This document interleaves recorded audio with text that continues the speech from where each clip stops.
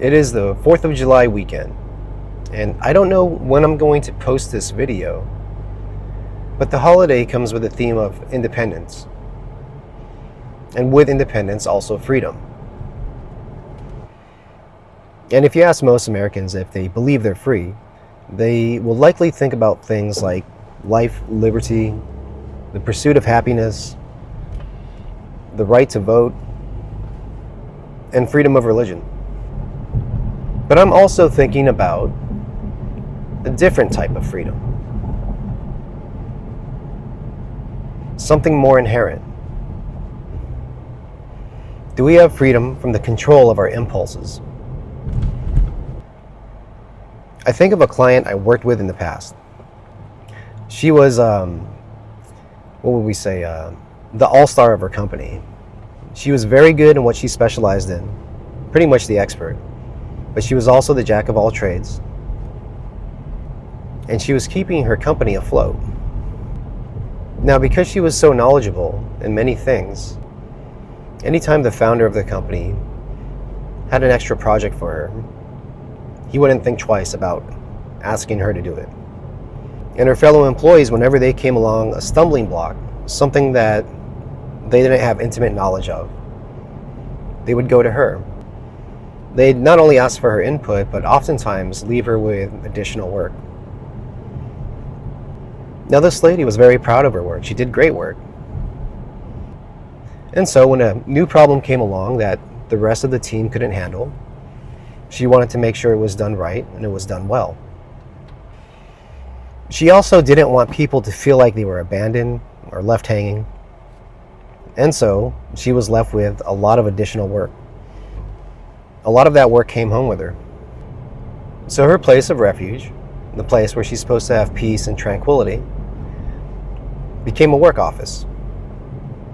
She'd go to work at the office, and come home and work at her second office. But this lady, she wanted to do more. And I don't mean more for the company. She was already the all-star there, carrying the team, pretty much running the company. She wanted to do more in her private life. And I'm not going to reveal too many details about her because of client confidentiality, but she had already done some really amazing things in her life. Like, she already proven herself. And she wanted to revisit some of those things. That's where her calling was. That's where her passion was. But you can see that her professional life was taken away from that.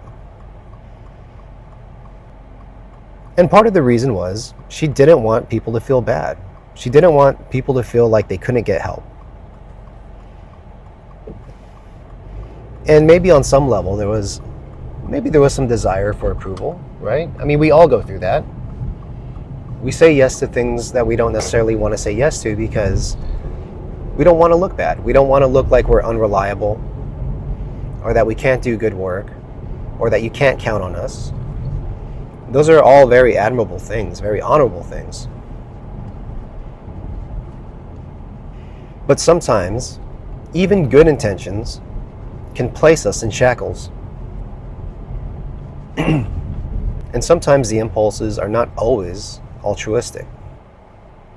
I mean, I think all of us have been at that point where we wanted to be healthier, look a little sexier, but when those hunger pangs kicked in, we had no problem going straight to In-N-Out. Oh well, I guess the summer bod could wait another 2 weeks. Or maybe you have a real stressful job, and come Friday night, every Friday night, you just want to get rid of that stress as soon as possible. And what's the one thing that you know that dissolves that stress almost instantly? A couple drinks, maybe more than a couple. Cheers. And I'm going to wrap it up here, but I just think it would do us all well if we took a little time to meditate on this. A different kind of freedom. When it comes to desire, impulse control, cravings, whatever you want to call it, how free are you really? Because how free are you if you cannot say no to the things that are holding you back from the things you really want to pursue, are you really free? Well, that's all for today, and I'll catch you guys on the next one.